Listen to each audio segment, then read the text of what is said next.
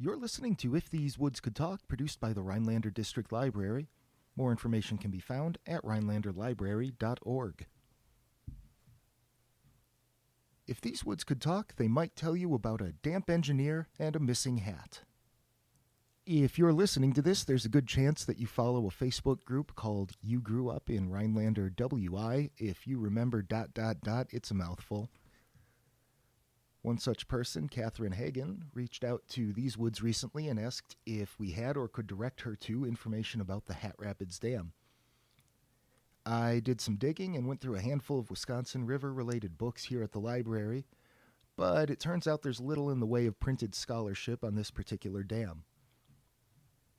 So I ended up calling a Wisconsin River expert who came in to share what he knew. So, here is our first return guest, Bob Martini, on Hat Rapids Dam.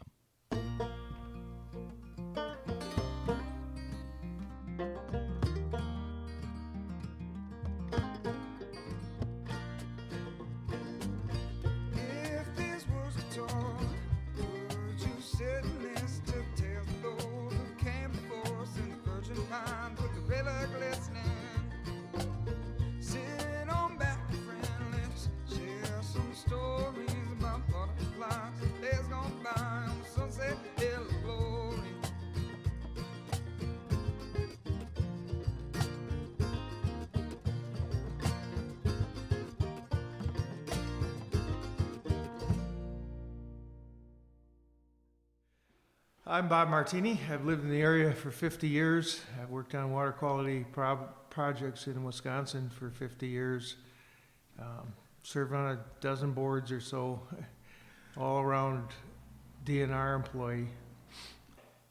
Hat Rapids Dam was built on Hat Rapids. It was a pretty significant drop in the Wisconsin River below Rhinelander. I think the original dam was built about 1903. When the engineer that was going to design the dam went out to the rapids to measure it, his hat flew off into the rapids, so they called it Hat Rapids.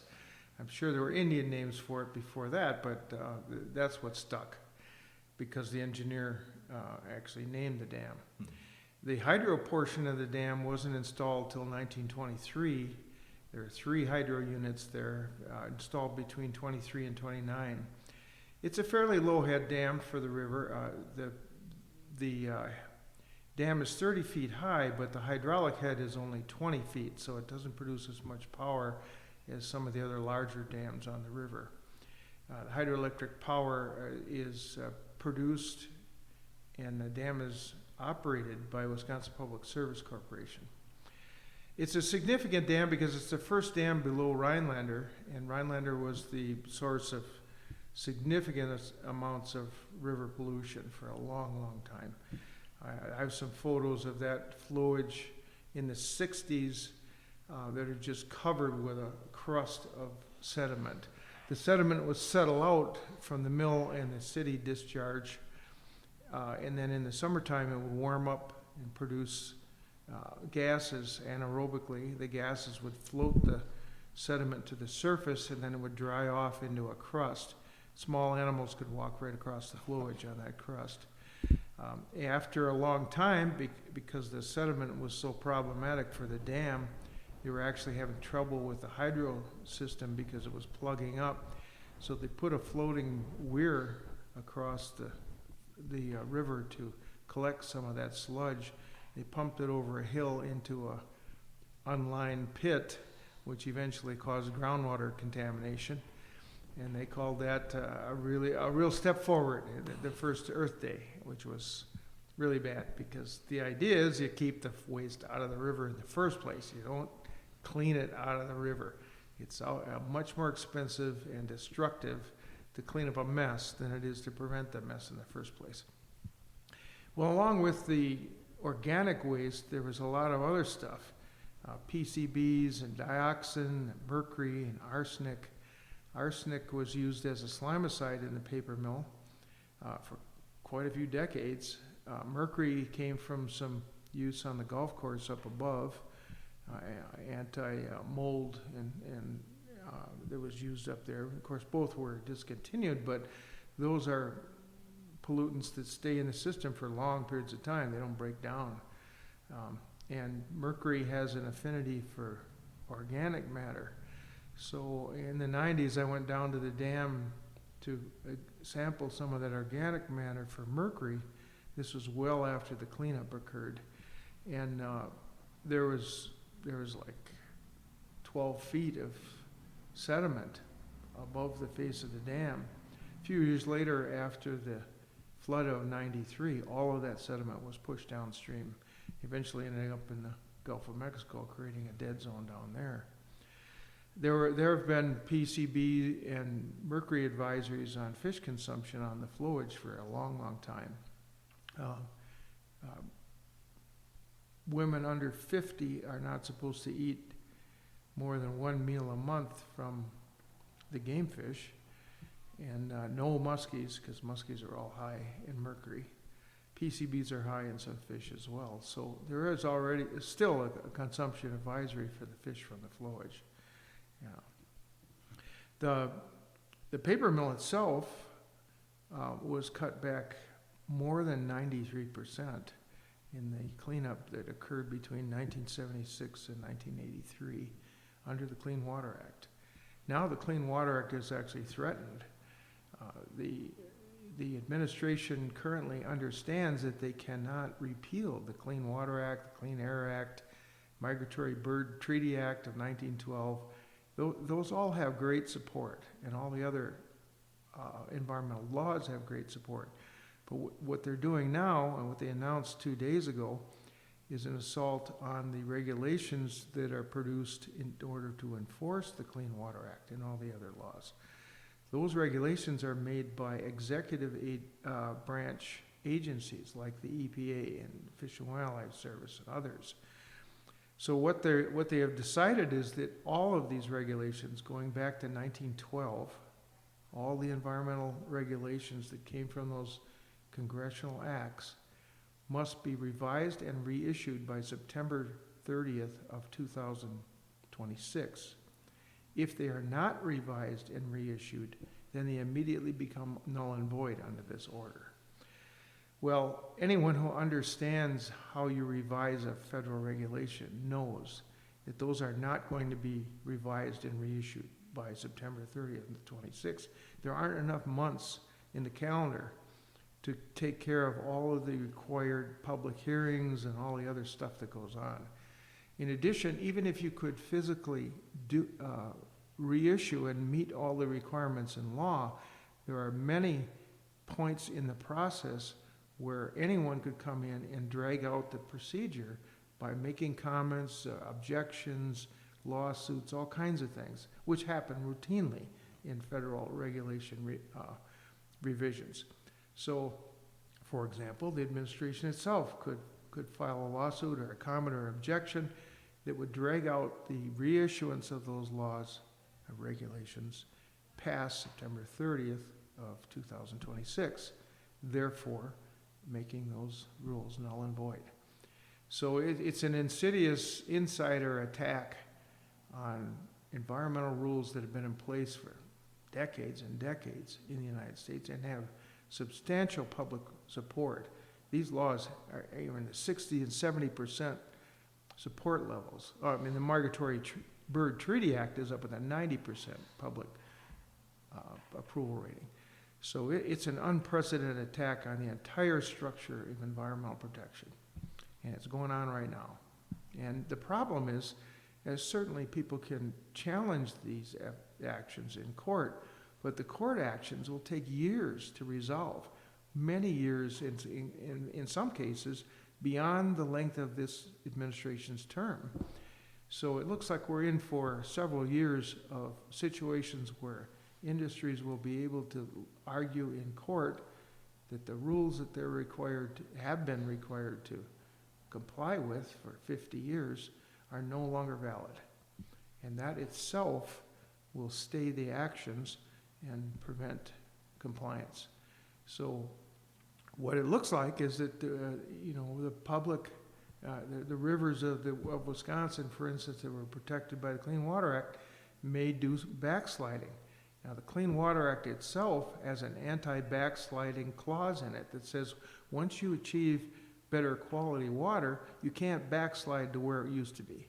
So that is in the Clean Water Act, in the Act of Congress. So that's one advantage. It didn't have a lot of regulations built around it, so you could probably enforce the anti-backsliding clause easier than you could enforce the detailed regulations that are passed under the Clean Water Act. So although the Hat Rapids Dam is, it's a small dam in the dam world, it'll be significant because it slows down the river and reduces the turbulence that normally would aerate the water. So dissolved oxygen could drop if more waste is put in than we have seen in the past. So we're watching that carefully, and of course all the dams on the river have that same problem. They all hold back water, increase the surface area of the river, increase the area that's able to absorb sunlight and therefore warm the water.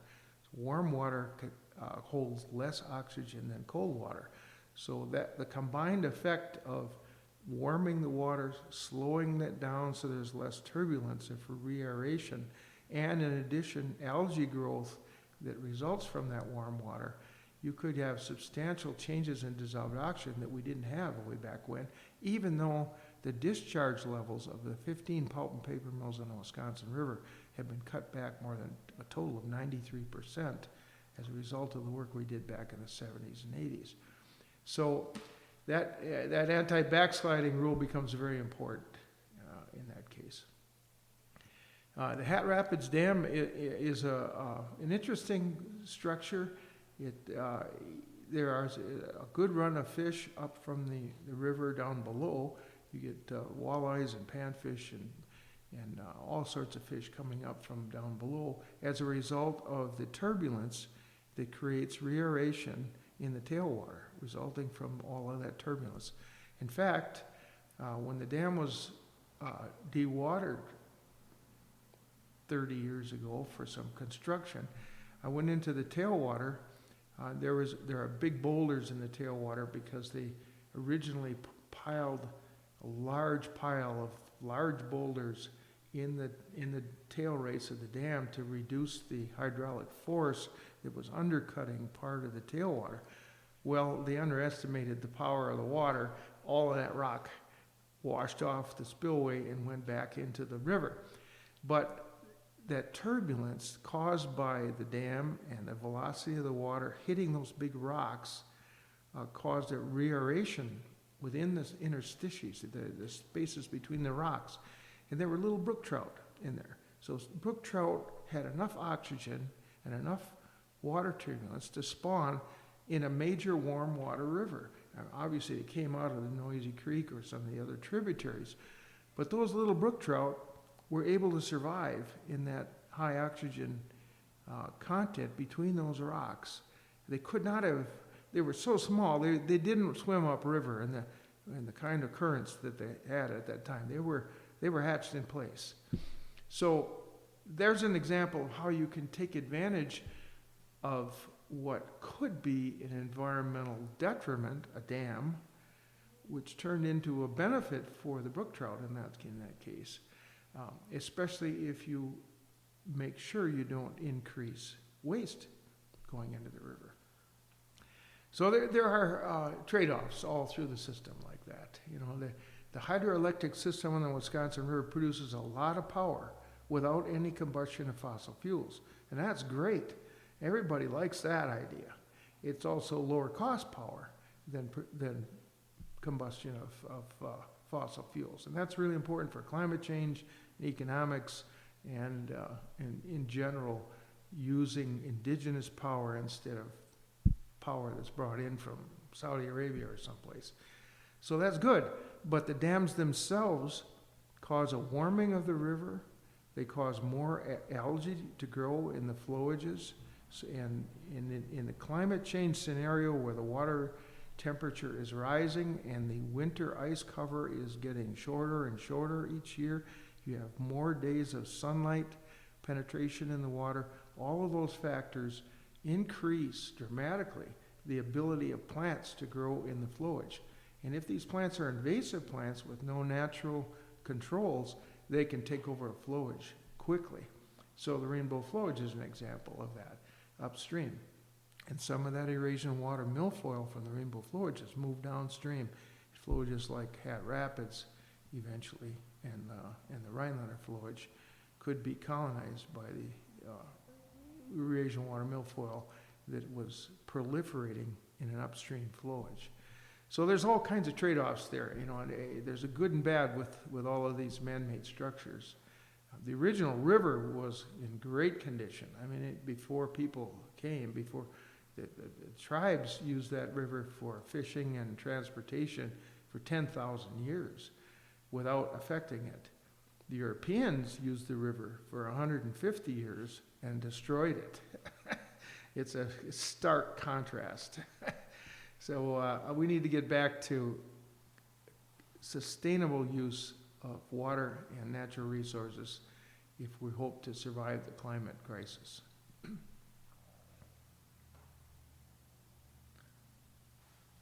think that about covers it, Bob. Any other questions? None from me. That's my story. I'm sticking to it. Thanks for being here. Thanks for listening to If These Woods Could Talk, produced by the Rhinelander District Library. Special thanks to Bob Martini for stopping by again. If you have a question related to area history, reach out to the library. And you can follow or subscribe on Facebook, Instagram, YouTube, and most places where you get podcasts.